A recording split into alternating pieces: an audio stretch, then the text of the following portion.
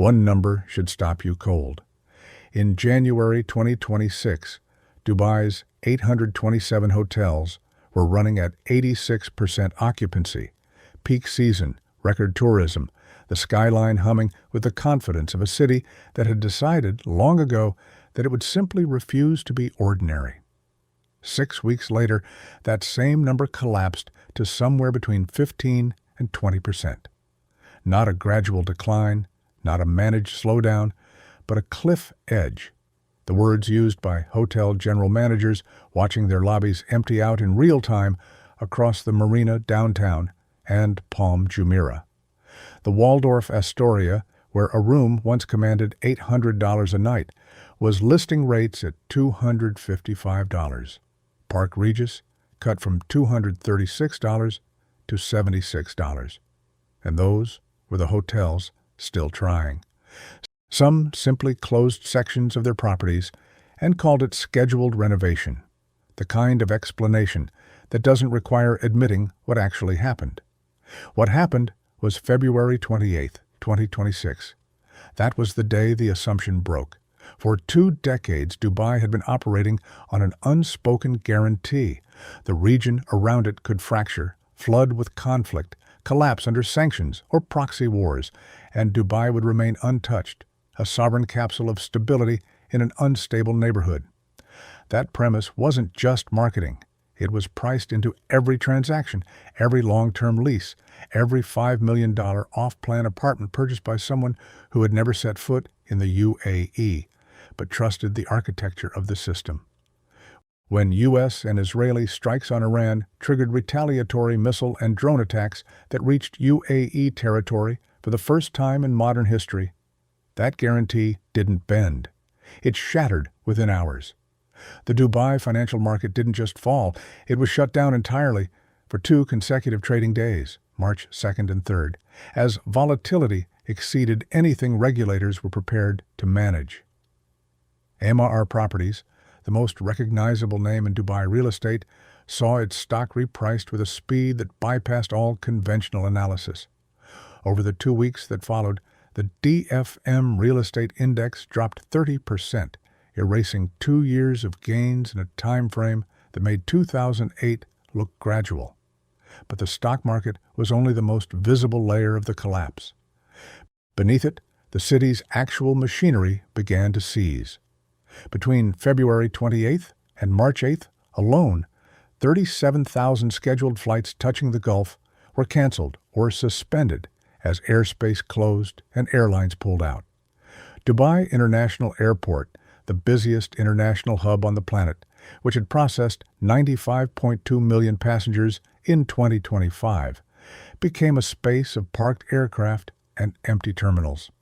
Travel booking firm Wago reported that hotel reservations were canceling at 60% within 48 hours of the escalation, with group bookings for conferences, weddings, and incentive travel seeing cancellation rates approaching 80%. The World Travel and Tourism Council placed the daily economic loss across the Gulf at $600 million every single day. TUI, Europe's largest tour operator, suspended all Dubai packages. MSC Cruises pulled every vessel from Gulf itineraries, stranding over 15,000 passengers across 6 cruise ships.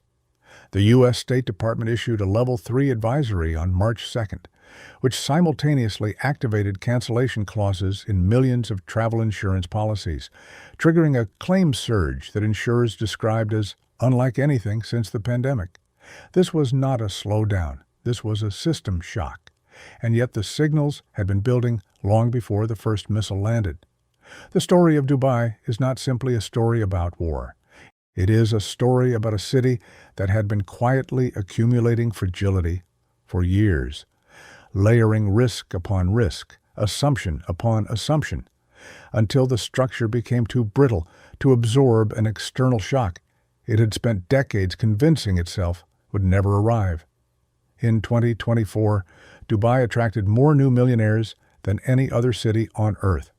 6,700 net arrivals. Property transactions hit 761 billion dirhams, a 36.5% increase year on year. By 2025, annual sales climbed to 917 billion dirhams across 270,000 deals. The numbers were staggering, and they were real. But beneath the headline figures, a different set of numbers was quietly accumulating. Between 2020 and 2023, rents in some Dubai neighborhoods rose more than 80%. A one-bedroom apartment in the city center cost $2,000 per month.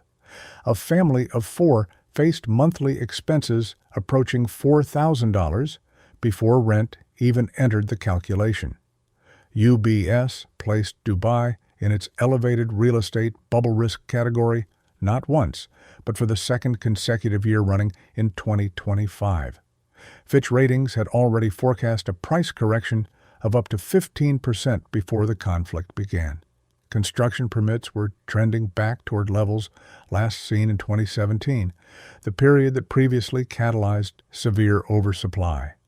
More than 210,000 new residential units were scheduled for delivery between 2025 and 2027, double the volume of the preceding 3 years, into a market where buyer inquiry volumes had already contracted by 45% in early 2026.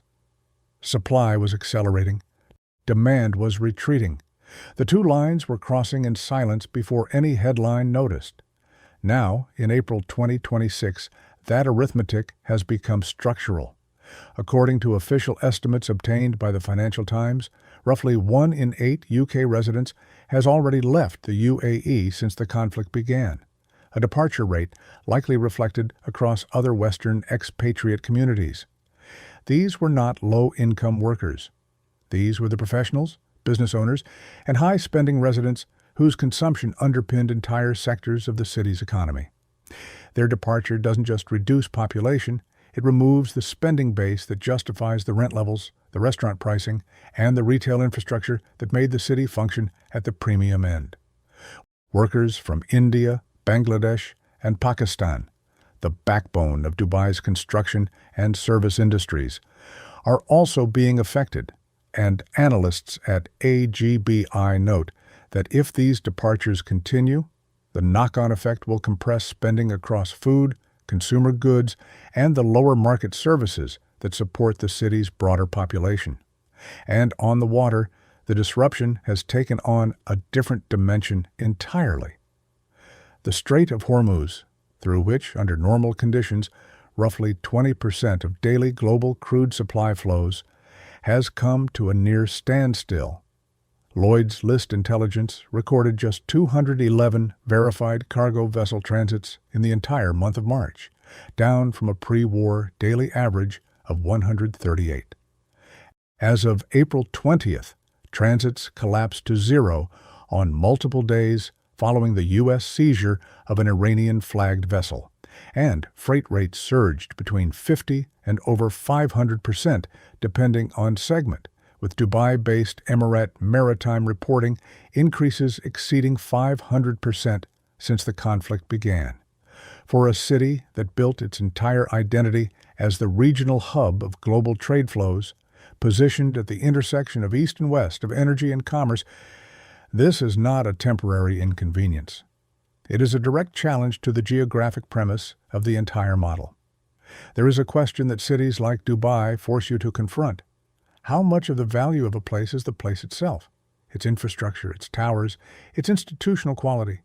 And how much is the story told about the place? The belief that it is permanent, that it is safe, that the future it promises is the one you will actually receive. Dubai built that story better than almost any city in modern history. It sold the proposition of desert rewritten as destiny, and for a remarkable period of time, the proposition paid out. The towers rose, the yachts arrived, the records fell, and every metric confirmed what the narrative had already declared. But a story and a structure are different things. A story can be maintained through momentum alone. A structure requires the conditions that built it to continue holding.